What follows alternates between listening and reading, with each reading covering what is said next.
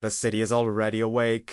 The hum of traffic, the distant wail of a siren, the overlapping chatter of 100 different conversations. It's a symphony of a world that's always moving, always going somewhere, and I'm moving with it.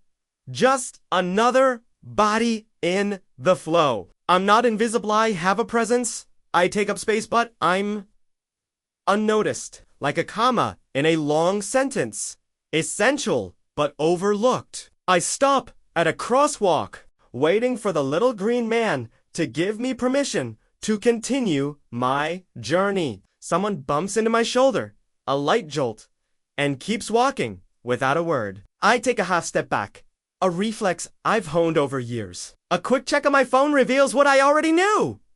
No new messages, no missed calls. I slide it back into my pocket, my face a mask of neutrality. What's there to react to? It's just another Tuesday. Inside the office, the air is thick with the pressure of deadlines and forced camaraderie. I sit at a long, shared table, the kind modern offices love for fostering collaboration. A conversation is happening a few feet away, a debate about a new project strategy.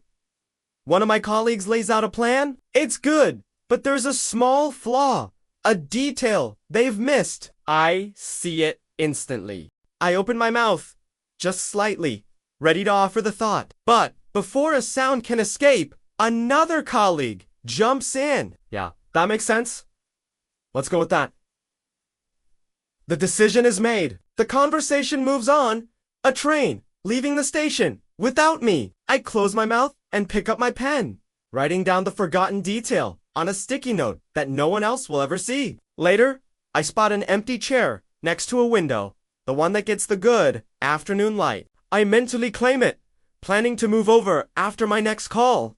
But someone else has the same idea. A chair scrapes loudly across the floor, and just like that, the spot is taken. I don't say anything. I just quietly get up, walk to the corner of the room, and pull another, less comfortable chair to my desk. No one notices the swap. The world just keeps turning. Even the vending machine seems to be in on the joke. I slide a coin into the slot, my small reward for a long afternoon. The machine whirs, then goes silent. My coin is gone, but the snack I chose remains stubbornly in its metal spiral. I stare at it for a moment, not with anger, but with a familiar, weary resignation. I press the button again, just in case. Nothing. I exhale slowly and walk away. It's not worth the fight. As evening drapes, the city in shades of soft blue and dusky orange, my walk home slows. The usual rush to get back to my quiet apartment dissipates. My eyes land on a small cafe across the street. It's nothing special, not trendy or bustling, just a simple place with a warm, gentle light spilling from its windows. It looks quiet, peaceful. I hesitate on the curb, the thought of entering a new space alone feeling like a monumental task. But something pushes me forward. I take a breath and cross the street. The bell above the door chimes softly as I step inside. The cafe is just as I imagined. Calm, with the low hum of muted conversations and the gentle clinking of cups. I stand awkwardly by the entrance, scanning for a place to disappear into a small table in a dark corner. Then, a voice cuts through my indecision. You can sit here, if you want. The light's better. I look up. A woman is sitting alone at a table by the window. Lena. She's not just glancing in my direction. She's looking at me. Really? Looking? Her gesture is simple. An invitation. I'm so taken aback that I stumble over my words. Oh, thanks. I sit down across from her, leaving a polite, safe distance between us. She understands, shifting her bag to give me a little more room. It's a small, almost imperceptible gesture, but it feels deliberate.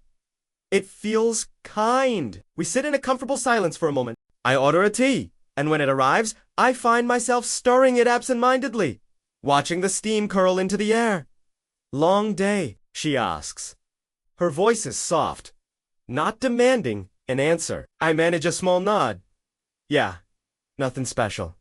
Just long. She nods back, a flicker of understanding in her eyes. She doesn't press for details, doesn't offer empty platitudes. She just accepts my answer. A beat of silence passes, filled only by the quiet life of the cafe around us. You always hold the cup like that, she says, her observation gentle. I look down at my own hands, surprised. They're wrapped tightly around the warm ceramic knuckles, a little white. Like what? Like you're afraid it might spill if you relax. A small, unexpected laugh escapes my lips. It sounds foreign. I didn't realize I did that. You mentioned earlier you hate wasting things, she adds, her gaze steady. Even small ones. I look at her. Truly look at her. A sense of quiet astonishment washing over me. I'd said that to the barista when ordering a muttered comment about not wanting a disposable cup. It was a whisper, a thought tossed into the void. You remembered that. You said it quietly, she replies with a small shrug. I figured it mattered. And in that moment, something inside me shifts. It's not a dramatic earthquake, but a subtle tectonic realignment. For the first time, all day, all week, maybe all year, I feel anchored, seen. We talk after that. It's not a deep, soul-bearing conversation. We talk about our jobs, the ridiculousness of office politics, the strange beauty of the city at night, the way the rain sounds on a windowpane. We talk about nothing important. But the entire time, she listens. When I speak, she doesn't interrupt or try to finish my sentences. When I pause to gather my thoughts, she doesn't rush to fill the silence. She just waits. And slowly, almost without noticing, I lean back in my chair. My shoulders relax. For once, I'm not bracing for impact. Eventually, the cafe starts to empty, and we know it's time to leave. We step outside into the cool night air. The street is calmer now, the city's heartbeat slowing to a gentle rhythm. I should head out, she says. Yeah, me too. A small, quiet pause hangs between us. Then she says, hey, get home safe.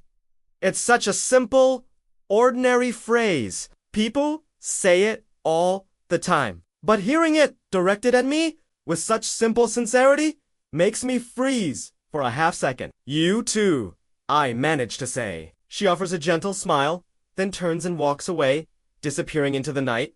I walk in the opposite direction. The city hasn't changed. The streetlights cast the same yellow glow. The distant sounds are the same. The hurried pace of the few remaining strangers is the same. Everything is exactly as it was before.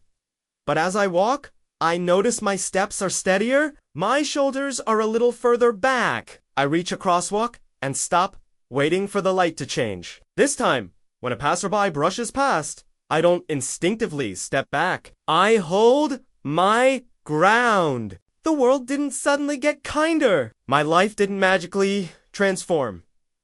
Nothing miraculous happened. But for the first time in a long, long while, someone saw me standing there. And somehow, that was enough. And that's a wrap for today's video. Thank you so much for tuning in and spending some of your valuable time with me.